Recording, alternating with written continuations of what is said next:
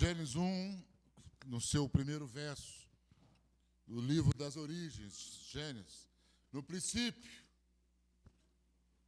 Deus criou os céus e a terra. Glórias a Deus. Apocalipse 21.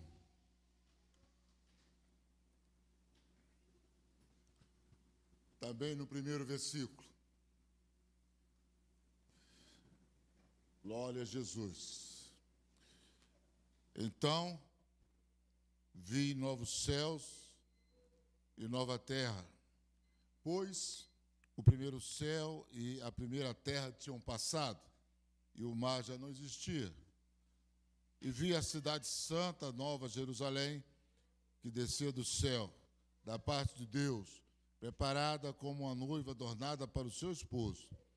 Ouvi uma voz que vinha do trono, dizia: Eis o tabernáculo de Deus está com os homens, com os quais ele viverá. Eles serão os seus povos, e o próprio Deus estará com eles, e será o Deus deles. Ele enxugará dos seus olhos toda lágrima. Não haverá mais morte, nem aflição, nem choro, nem dor, pois as coisas antigas já passaram. Glória a Jesus. Podemos sentar, até aí. O livro de Gênesis, conhecido como Bereshit, o livro do começo, fala da obra-prima de Deus, o cosmos. E não só o cosmos, mas todas as criaturas, seja nos céus ou na terra, em tudo o que há. Louvado seja o nome do Senhor. Vemos então o início de tudo, quando Deus, com palavras cheias de poder, trouxe à existência tudo o que há neles. Aleluia. Cada ato criativo de Deus foi realizado com propósito, com intenção e principalmente com amor. O coração amoroso de Deus fez todas as coisas com amor. Ele não precisava ter criado nada, porque ele não necessita de nada. Deus não criou o universo para preencher uma necessidade sua, porque Deus ele é completo. Ele se completa em si mesmo. Mas ele, por um ato de amor, de soberania, ele cria. Glórias, aleluias. E nessa criação, ela culmina com a criação do ser humano, que foi feita à sua imagem, conforme a sua semelhança. Glórias a Deus. Então Deus, ele não só criou, mas ele também, ele se deleitou, ele teve prazer naquilo que ele fez, e ele olhou para tudo que ele criou e ele disse: ficou muito bom. Graças a Deus. Todas as coisas em sua essência são boas, até o diabo. Deus não criou o mal, e nem o diabo foi criado mal. Não existe algo, não existe ninguém, seja seres espirituais ou não, que na sua essência seja mal. Por quê? Porque tudo que Deus criou, ele criou bem, com o seu prazer. Todas as coisas, elas foram feitas da melhor maneira possível. O mal, então, é o quê? O mal, ele não é uma substância. O mal, ele é uma corrupção. Do quê? Do bem. Do bem que Deus fez. E Deus se deleitou na sua obra, chamando de muito boa. Então, cada detalhe da criação revela um propósito. Cada detalhe. Ensina-nos, por exemplo, a amar. Todas as coisas que nós fazemos devem ser atos de amor. Uma vez, eu já falei isso aqui, uma vez eu vi uma pregação em que o pregador dizia que o ato de cozinhar deve ser de amor. Quando você cozinha para alguém, você tem que cozinhar com amor. Porque na comida você passa o seu sentimento. Aquela pessoa que faz, né, aquela mulher que faz para a sua família uma comida de qualquer jeito. Como eu sempre falo, né, aquele arroz insosso ou salgado, queimado. Eu não tenho coragem de servir para os meus filhos um arroz queimado, preto no fundo. Jogo fora e faço outro. Entendeu? Por quê? Porque você está criando com a cozinha, a comida, é um ato de criação. Você está transformando algo em outro algo que deve ser melhor do que o início. É ou não é? Você pega as verduras, você pega os legumes, você picota eles todo, come ele cru para você ver. Por isso que, para mim, vegano é doido. Me perdoe os veganos que estiverem me ouvindo. Mas aí você pega toda aquela, né, aquela verdura, tudo ali picadinho, aí tu mete ali um azeitezinho, tempera com um salzinho, bota um chimichurri. Meu irmão, rapaz, o povo come, até quem não gosta. Porque você transformou algo insosso em algo saboroso. Ok?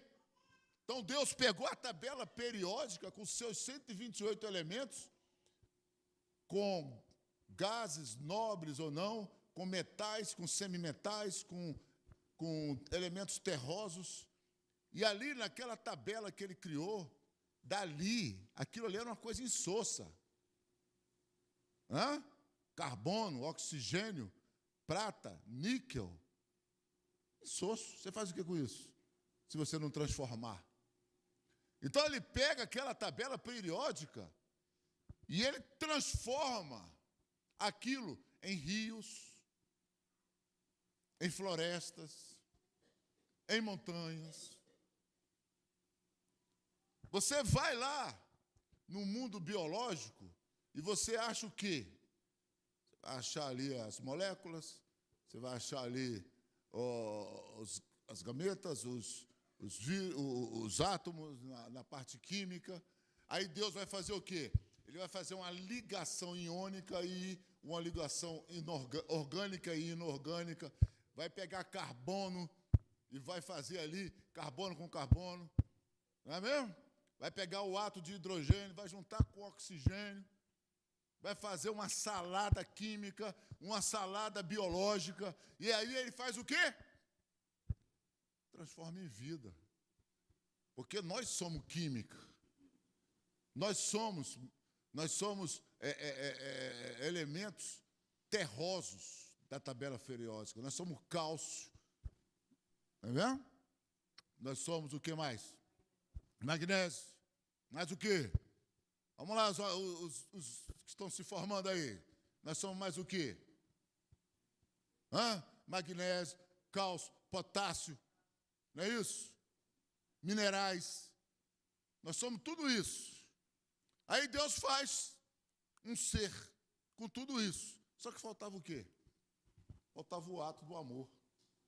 Qual é o ato principal do amor de Deus? É soprar o ruá, o fôlego de vida, que sai de dentro dele. O ruá kadosh, o fôlego santo. E Deus sopra e ali passa-se a viver uma vida, passa a ser uma alma vivente. Glória a Deus. Deus já tinha criado os animais, Deus já tinha criado as aves, Deus já tinha criado os peixes, e agora ele cria o homem, dele ele tira a mulher, e ele olha a prova do seu coração, e ele diz, ficou muito, muito bom, oh glória a Deus. E aí ele para de criar, ele descansa.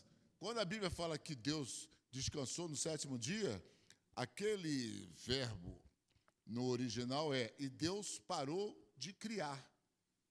Então, tudo já está criado. Deus não vai criar mais nada, porque Ele já criou tudo que Ele tinha que criar. Tudo, o verbo bará só se encontra 2 vezes na Bíblia. A primeira vez é ali em Gênesis. E disse Deus, haja, e do nada tudo passou a existir. Glória a Deus. Por isso que o apóstolo Romano vai dizer que as coisas visíveis, elas foram constituídas das coisas invisíveis.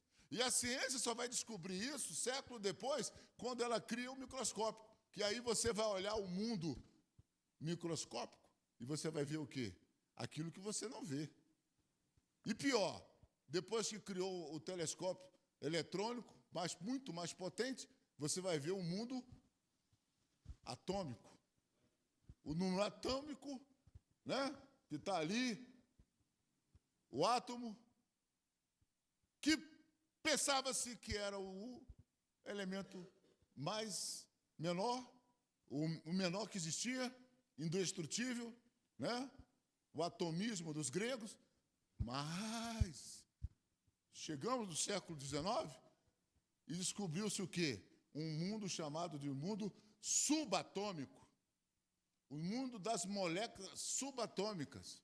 E dentro das moléculas subatômicas você vai perceber que confirmando o que Einstein disse, a matéria surge do quê? Surge da energia. Glória a Deus. Matéria surge de energia. Você vê energia? Você vê o mundo subatômico? Você vê o mundo atômico? Não. Então a Bíblia está certa, como sempre esteve. Muitos ridicularizavam a Bíblia, e muitos ridicularizam a Bíblia, mas como mais o homem vai aprendendo, mais ele vai descobrindo, mais ele vai percebendo que a Bíblia estava certa. A Bíblia dizia lá, e Deus, né, existia, e apareça a porção seca da terra, e as águas, faça a separação entre terra e água.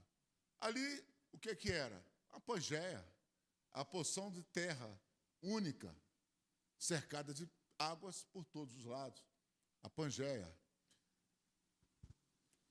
Mas a Bíblia era ridicularizada porque nós vemos o quê? Os continentes.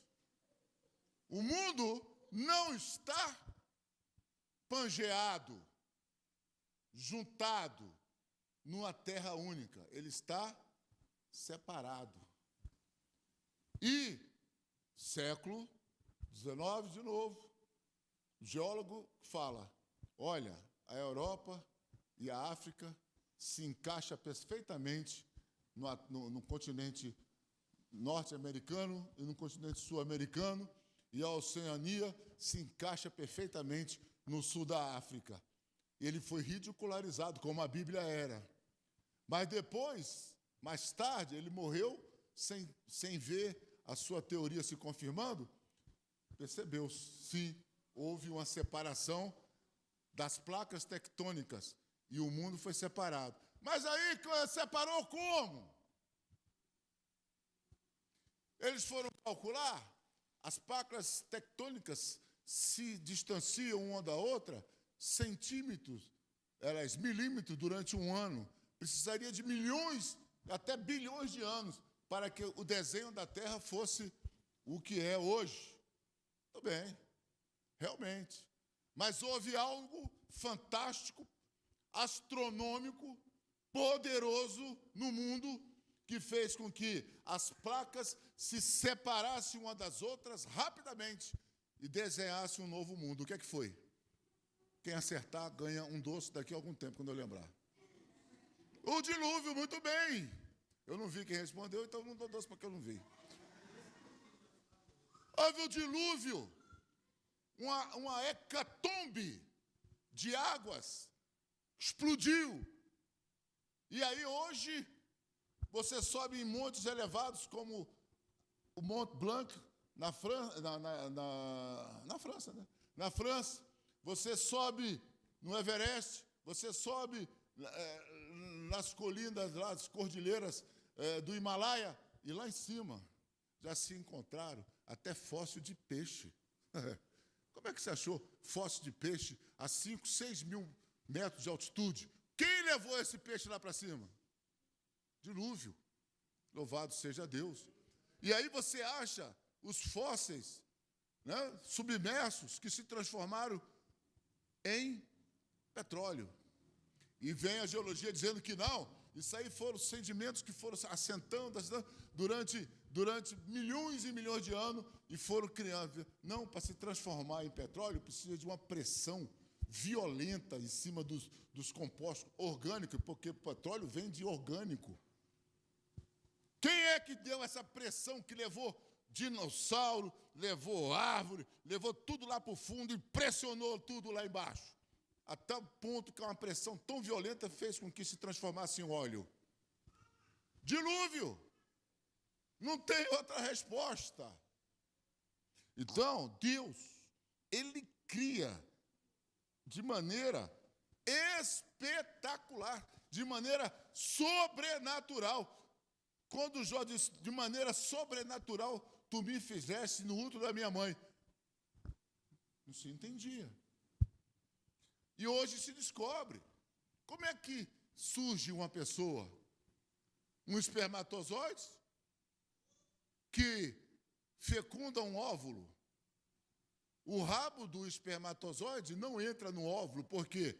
Porque ali está a mitocôndria, aquilo que faz com que o espermatozoide tenha vida. Só entra a cabeça do espermatozoide. Por que só entra a cabeça do espermatozoide? Porque na cabeça dele é que está o código genético. O X e o Y. E esse código genético vai fecundar o óvulo da mãe, onde tem a informação genética XX, cromossomo XX. Se o cromossomo Y do homem fecunda o XX, vai dar XY, vai nascer homem. Se o cromossomo X do homem fecunda o XX da mulher, vai dar mulher.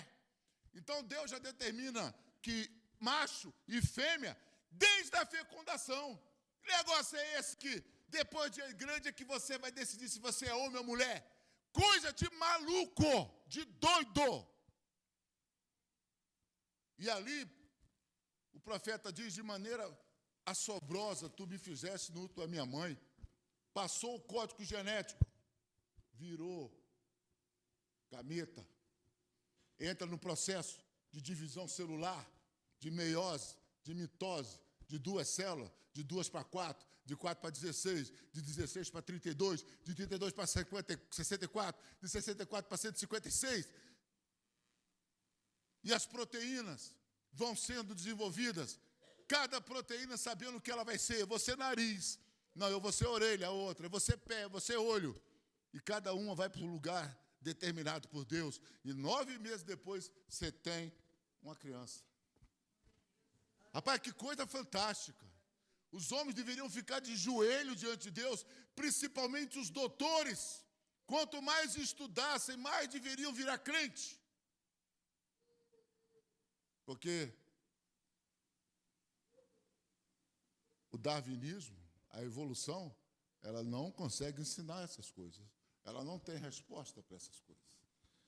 Então, Deus chamou de muito bom. Deus, vemos então o quê? A figura de um pai. Um pai que cria um lar perfeito para os seus filhos, ou seja, o cosmos, o universo, um lugar onde a comunhão com Ele seria o centro das nossas vidas, das suas vidas. Coloca-os num jardim que Ele mesmo plantou. A Bíblia diz que Deus plantou o jardim do Éden, irmão. Ele não mandou aparecer a roseira lá no Éden, Ele não mandou aparecer a figueira, Ele não mandou aparecer as outras plantas. Ele mesmo foi lá, Ele numa teofania, sei lá como, se tornou um jardineiro, plantou, e mais, Ele esperou crescer. Porque cada planta tem seu prazo para crescer e dar frutos. Tudo tem seu tempo, tudo é organizado. Deus não é desorganizado. Deus é um planejador, Ele tem um planejamento. depois que o jardim estava pronto, as plantas germinaram, ele cuidou, ele regou, ele harmonizou, plantou cada planta ali combinando uma com a outra. Dali ele tira do chão, da terra, o pó que ele faz, o homem, e coloca lá, a humanidade. Adão significa tirado da terra. Adão significa humanidade. Então Deus tira a humanidade da terra. E ali ele sopra o fôlego de amor. No entanto, o que começou como perfeição foi marcado pela entrada do pecado no mundo. Adão e Eva escolheram desobedecer a Deus, porque Deus não fez pessoas autômatas, robôs. Deus fez pessoas com capacidade de decidir. E Deus queria ser amado, e você não consegue fazer ninguém te amar na marra. O amor é um sentimento que deve nascer, crescer dentro do coração de uma pessoa pela outra. Então Deus coloca ali uma pessoa capaz de decidir, pessoas capazes de decidirem, de escolherem. Escolheram mal, desobedeceram, romperam aquela relação perfeita que eles tinham com Deus. Mas, mesmo no momento da queda, Deus vai revelar a sua graça bendita, louvado seja o seu nome. Ele vai prometer o quê? Um redentor. Glória a Deus, Gênesis 3,15. Um redentor que esmagaria a cabeça da serpente. A serpente quis esmagar o ser humano, mas Deus está usando a semente da mulher para esmagar a serpente. Glória a Deus. Que a serpente ela não se tipifica apenas Satanás. A serpente tipifica o caminho da serpente. O caminho de Caim. Caminho dos pecadores. Caminho dos que resolveram não seguir a Deus, mas viver pela sua própria vontade. Desde esse momento, toda aquela narrativa bíblica aponta para a redenção, aleluia, para a restauração, mostrando o coração de um pai que nunca abandona os seus filhos, mesmo quando esses filhos se afastam dele. Glória a Jesus. Reconciliar-se não é apenas perdoar o outro, mas reconciliar-se significa libertar a si mesmo. Glória a Deus. Deus está nos ensinando algo. Deus não deixou rancor dentro do coração dele. Deus perdoou a humanidade. Libertou-se a si mesmo das algemas, da mágoa. Quando perdoamos, não podemos mudar o passado. Escuta bem. Quando perdoamos, não podemos perdoar o passado, mas podemos mudar o futuro. Podemos mudar o futuro. E sempre que o futuro ele é modificado pelo perdão, esse futuro ele é modificado para melhor. Glória a Deus. Para melhor. Em Jesus, nós vemos um pai amoroso que não poupou esforços para resgatar seus filhos. Lá em Romanos 8, nós lemos: aquele que não poupou o seu próprio filho, mas o entregou, glória a Deus, por todos nós, como não nos dará também com ele todas as coisas?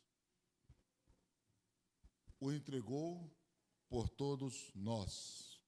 Este é o ponto central do enredo da Bíblia. O amor incondicional do Deus pela humanidade, pela sua criação, pelas suas criaturas. Nós temos, então, uma nova promessa de Deus. Por quê? Porque a primeira criação está contaminada. Pelo pecado. Pecado que origina-se lá no céu, lá num tempo que a Bíblia não nos mostra, lá nas criaturas divinas. E esse pecado e esse mal que origina-se lá no céu, pelo pai do pecado, pelo pai da mentira, esse pecado, ele entra na terra e ele contamina também a terra. Então, céus e terra estão contaminados. Contaminados pelo pecado, contaminados pelo erro, pelo mal. E mais lá em Isaías 65, Deus faz uma promessa. Ele diz assim: eis que eu crio novos céus e nova terra. Jesus já falou que nós não podemos colocar remendo novo em remendo novo em veste velha, porque vai romper a veste. Deus não vai colocar remendo novo numa veste velha, que é esta criação que está contaminada, que é velha. Mas Deus vai colocar remendo, ou Deus vai fazer uma nova veste. Os céus viu os céus sendo enrolados como vestido, aleluia. Bendito seja o nome do Senhor. Eis que eu crio novos céus e nova terra, e não haverá lembrança das coisas passadas. Não haverá. Eis que eu crio, e lá em Apocalipse mesmo, o Senhor já dá um vislumbre do que é essa nova terra, novo céu. Uma cidade, né? Um rio com árvores. Glória a Deus. Por que Deus já dá um vislumbre? Porque para Deus não tem passado, presente nem futuro. As coisas estão patentes diante dos seus olhos. Deus, ele é atemporal. As pessoas muitas vezes cometem o erro de falar que Deus ele está na eternidade. Deus não está na eternidade. Deus está além da eternidade. Deus, ele é atemporal, ele está fora do tempo. Então Deus já viu. Como é que você sabe que vai ter um anticristo?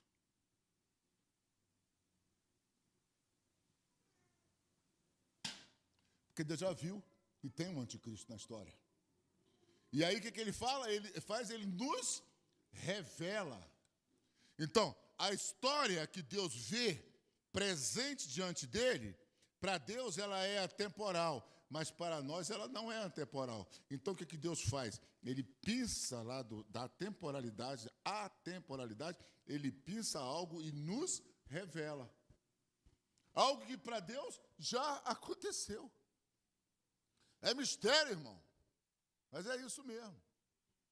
Já aconteceu, mas para nós não aconteceu. Deus mostra, então, uma nova terra, Deus mostra um novo céu, que já aconteceu, que já está lá. Por isso que nós dizemos, irmãos, quando morrem, ele entra nesse tempo de qualidade de Deus, e ele já está lá. Para ele não tem passado, presente e futuro como para nós, porque ele está numa dimensão que é como um abrir e piscar de olhos, como fala o apóstolo. Nós não precisamos ficar preocupados, essa discussão teológica, isso é bom lá para a sala da aula, né? A alma é imortal, morre, vai para o céu, vai para o inferno, vai doer. Não, rapaz, nós não estamos preocupados com isso, por quê? Porque quando o crente morre, ele já está com Deus, aleluia. Ele já está na presença de Deus, ele já está no tempo de Deus, que não é o nosso. Nós estamos no Cronos, nós estamos presos nessa vida. O Senhor é maravilhoso. Ele nos poupa de muitos sofrimentos. E muitas vezes ele nos tira. A promessa de Deus é reforçada no Apocalipse. Ali João vê a visão gloriosa de um novo céu, nova terra. E é impressionante que ele fala assim: não haverá mais dor, choro ou morte. Aleluia. Deus habitará com o seu povo e tudo será restaurado à perfeição. Aqui vemos a consumação do plano de Deus, o fim de toda separação e a realização plena do seu amor eterno. Não haverá mais o quê? Mais morte. A Bíblia diz que o último inimigo a ser vencido é a morte. E eis olhei e vi um lago de fogo. O lago de fogo não está na nossa existência. O que é isso? É um buraco negro. Sei lá. Pode ser um buraco negro. Nós só sabemos que João olha e vê um lago de fogo. Um lago de fogo. E ele vê o quê? O último inimigo, a morte, ser jogada dentro do lago de fogo para ser aniquilada, para ser destruída, para acabar. Não tem mais morte, não tem mais dor, não tem mais lembrança das coisas passadas. Por quê? Porque é isso que Deus fez tudo novo. Não há mais lembrança. Lá Isaías, quando Isaías fala lembrança das coisas passadas, a Bíblia é um negócio interessante, gente. Nós temos que sempre, primeira coisa que a gente aprende num curso, né, de exegese, um curso de hermenêutica. Não se tira o texto do seu contexto. E a segunda coisa, a Bíblia se interpreta pela própria Bíblia. Duas coisas que o aluno de hermenêutica aprende logo no início. Então, quando nós pegamos o texto de Isaías 65, antes de Deus falar, não haverá lembrança de todas as coisas, o que há? Há uma ocorrência só de coisas ruins, de coisas difíceis, de coisas tristes. Isaías está falando de um tempo em que o rei morreu, o rei Urias morreu. Isaías está falando de um pecado do povo. Isaías traz um monte de sentença. Sentença contra Moabe, sentença contra etíopes, sentença contra aquilo, sobre isso. E ali vem uma coisa até pesada, mas de repente, Deus fala, não haverá mais lembrança das coisas passadas. E que coisas passadas? Essas coisas tristes. Aí tem crente que fala assim, será que eu vou lembrar do meu pai? Será que eu vou lembrar da minha mãe? Olha, meu Deus do céu, que falta. Isso é pergunta de criança na escola dominical. E criancinha, tá? Não haverá lembrança das coisas passadas.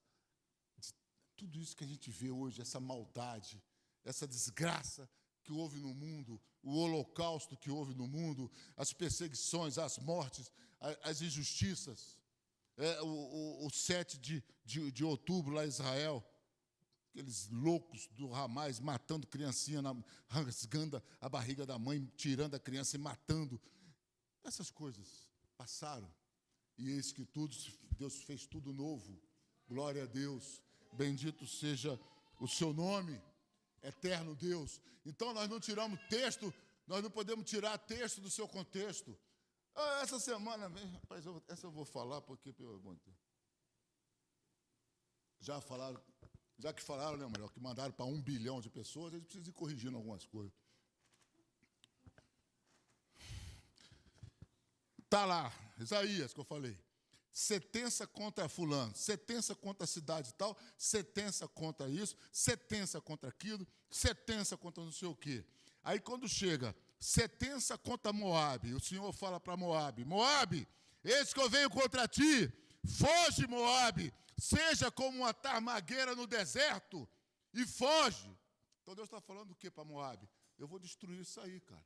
Então seja como uma tarmagueira no deserto, e foge para o deserto. Por quê? A tarmagueira é uma árvore isolada que vive lá no deserto, lá no meio da seca, ela sobrevive. Deus está falando isso. Aí me veio uma mensagem de uma igreja aí, falando assim, crente, os dias são maus, foge como a tarmagueira no deserto. Pelo amor de Deus. Primeiro lugar, crente foge. Deus nos levanta para fugir, para sermos medrosos, acovardados. O dia está mal, foge, crente, se esconde no deserto. Que papo furado é esse? É o contrário. Crente, os dias são maus, parte para cima. Glorifica teu Deus, puxa a tua espada de Efésios 6, coloca o teu escudo e o teu capacete e parte para cima. Ela de crente se esconda. Que papo furado. E como a tarmagueira Rapaz, Salmos 1 diz o quê? Que o justo será plantado junto às águas. Junto às águas. Não tem esse papo de crente fugir. Não tem esse papo de crente ser tamargueira no deserto, sendo queimado pelo sol, sozinho. A Bíblia diz que aquele que se isola se levanta contra a verdadeira sabedoria. Não. É Neemias. Escutai o toque do chofar, a trombeta. E quando escutai, ajuntai-vos num lugar para a peleja. E os homens de Isaías, com uma mão, segurava a espada, com a outra, fazia o muro. Tocou o chofar, guarnição 1 em tal lugar, guarnição 2 em tal lugar. Até hoje em Israel é desse jeito. O exército de Israel é 300 mil homens. Junto com o seu efetivo de reserva, vai a 1 milhão. Como é que você convoca os outros 700 mil? Cada um sabe onde tem que se apresentar para o seu comandante. Dudu não, Augusto, militar. Ele já sabe o código. Invadiram Brasília. Gustavo, Augusto, aliás. Vá para EQNO 5/7, diante do Colégio número 5. Sua guarnição lá. Você chega lá, teu comandante já está lá. As suas armas já estão esperando lá. É isso. Nós estamos numa guerra. Não temos que fugir dela. Que papo é esse? Crente foge, se esconde. Que se esconde o quê? Mostra a tua cara, mostra quem tu é. Mostra na universidade quem você é. Mostra no trabalho quem você é. Mostra para o seu vizinho quem você é. Mas está aí os islamitas. Está aí mais os cortadores de cabeça. Nós vamos enfrentá-lo como a igreja sempre enfrentou. Louvado seja o nome do Senhor. Voltando, isso aí foi só um adendo. Deus nunca se esquece de uma promessa. Ele cumpre no tempo certo o que ele prometeu, porque a sua palavra ela é eterna. Glória a Deus. Entre o Gênesis e o Apocalipse, estamos vivendo a história da graça de Deus. Estamos debaixo da graça de Deus, de uma graça maravilhosa, de uma graça que faz andar na sua presença. Nós somos salvos pelas graças, meu irmão. Nós não somos salvos pela fé. Isso é um ensino católico totalmente errado. Nós somos salvos pela graça.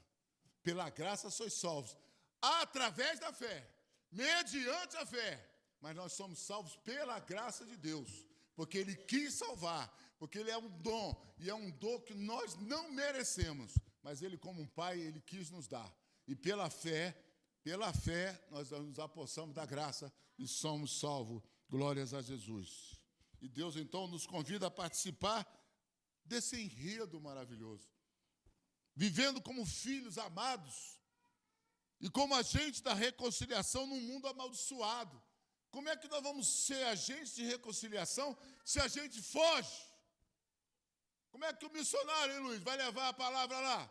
Fugindo, se intocando, enfiando a cabeça no chão como um avestruz? Nós somos agentes de reconciliação.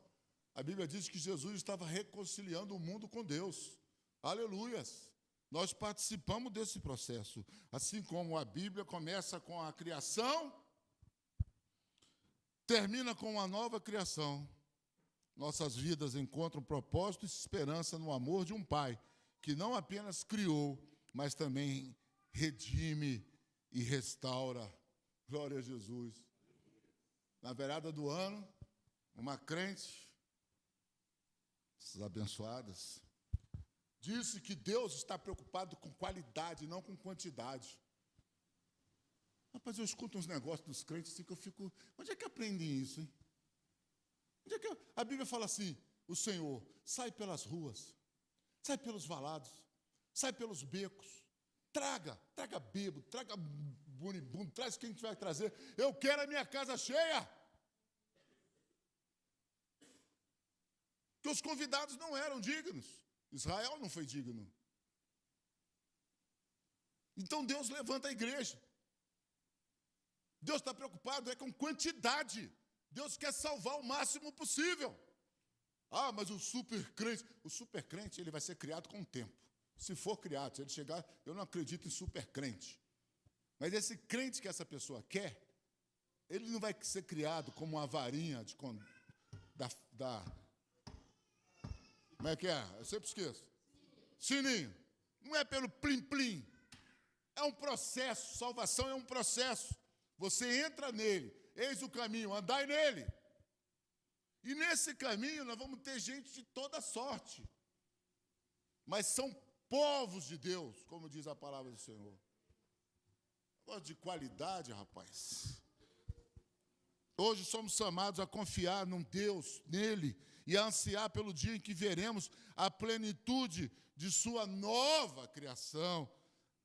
A saúde emocional e espiritual, ela está conectada com Deus. A nossa saúde mental ela será completa, não mirando esse mundo, olhando para esse mundo, mas olhando para o autor e consumador da nossa fé, olhando para os novos céus, olhando para uma nova terra. Teremos saúde mental, espiritual, teremos uma vida saudável, se assim fizermos. Deus, como um Pai amoroso, sempre nos chamou para uma vida de comunhão com Ele, desde o início da criação do mundo até a promessa dos novos céus e nova terra. Essa jornada não é apenas uma história de redenção, mas é um convite, irmãos. É um convite que Deus faz. É um convite profético. É um convite que é feito para que vivamos com esperança e com propósito. Paulo disse: se a nossa esperança está nessa vida, nós somos o mais miserável de todos os homens. A nossa esperança não está nesse mundo. A nossa esperança não está nessa vida. Como Deus sustentou sua palavra no passado, também nos conduzirá ao futuro glorioso que Ele já tem preparado. Deus estabeleceu as suas leis fixas na natureza, profundamente enraizadas. Essas leis são vistas como os princípios fundamentais que regem o funcionamento do universo. Todas as coisas estão sob o propósito e sob o poder de Deus, da sua palavra. Desde os menores processos biológicos, como falei, até os mais complexos sistemas astronômicos, tudo está sob o controle do Senhor. Deus, em sua sabedoria infinita, instituiu essas leis para garantir a ordem, a previsibilidade e a harmonia no cosmos. O diabo não conseguiu desordenar o cosmos. Deus criou com suas leis fixas e não serão mudadas, estão estabelecidas. Glória a Deus. Permitindo assim, a sua criação, que a sua criação opere de maneira consistente e eficiente. Aleluia. Cada momento de comunhão com Deus aqui na terra é um vislumbre do que experimentaremos na sua nova criação. Irmão, tira da cabeça essa coisa dualística, essa coisa gnóstica de um mundo das ideias onde vamos habitar de uma maneira incorpórea, como fantasminha, Gasparzinho. Esse mundo etéreo, de fumacinha branca, de liras sendo tocadas, de paz. Que paz! Eu ficaria extremamente agonizado se eu fosse viver um troço desse. Para o resto da minha existência, numa nuvenzinha tocando harpa.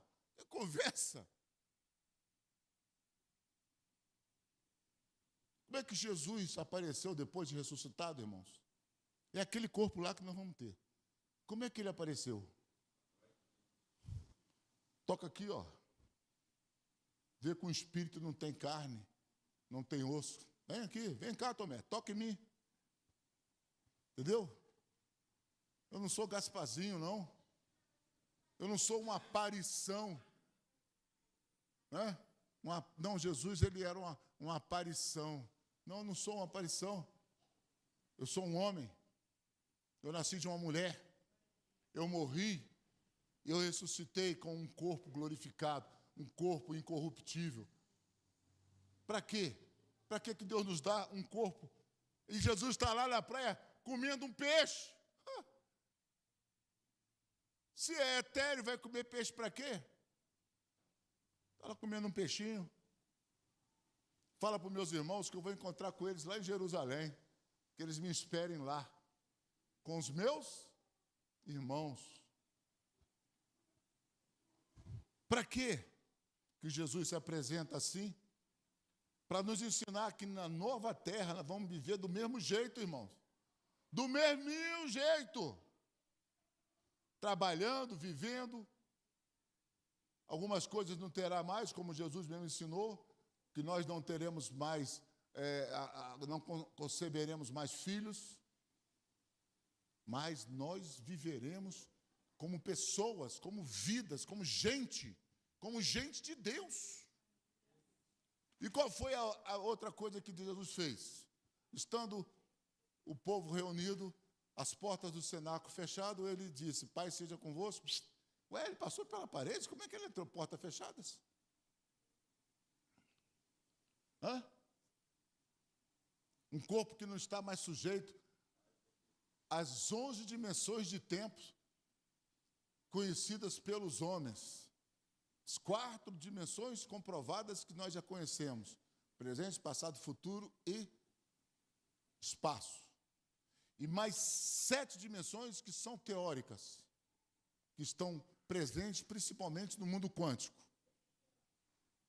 Jesus não estava mais preso às leis quânticas, às leis físicas, às leis químicas. Ele atravessa a parede, cara. E depois da sua ressurreição, ele mostra o seu corpo glorificado. João quase morre. Olhei, ai meu Deus, um ser, cabelos brancos, olho como de fogo, pé de latão, reluzente, um negócio. Mas por que Jesus está mostrando 2 corpos? O corpo natural, de gente, de homem, e o corpo espiritual. Por quê? Porque nós vamos habitar em 2 mundos. O céu é a morada de Deus e seus anjos. Nós vamos morar na terra, mas esses mundos eles vão amalgamar. Eles vão, como é que fala lá na geometria lá,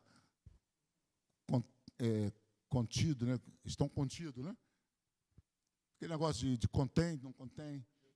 Um está dentro do outro. Nós vamos ter acesso ao céu, vamos ter acesso, como Jacó viu os anjos. Jacó só viu anjos subindo e descendo. Mas na nova terra vai ter anjo e vai ter gente subindo e descendo. Glória a Deus! Meu pai trabalha até hoje, eu trabalho também. Você vai trabalhar na nova terra. Eu não sei o que Deus vai ter lá para a gente, mas que você vai trabalhar. Deus não gosta de vagabundo. Vai ficar em nuvenzinha tocando harpa, não. Glória a Deus. Aleluia. Cada momento de comunhão com Deus aqui na terra, então, é um vislumbre do que experimentaremos na nova criação. Aguardamos o dia, queridos, com ansiedade, em que não haverá mais lágrimas, nem dor, nem morte. Caminhamos pela fé, certo de que em sua nova criação habitaremos com Deus para sempre, em perfeita paz e alegria. Perfeita paz e alegria. Glória a Deus.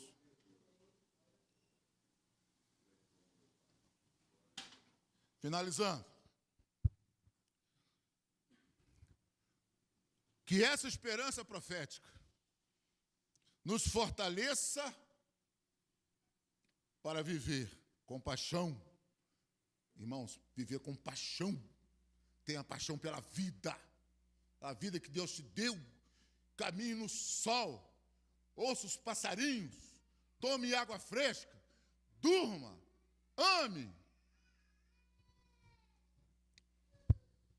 Eu ia falar um negócio aqui, mas está na internet. Mas você sabe o que é, né? Com a sua mulher, com o seu marido. Tenha paixão pela vida. A vida é maravilhosa. Glória a Deus.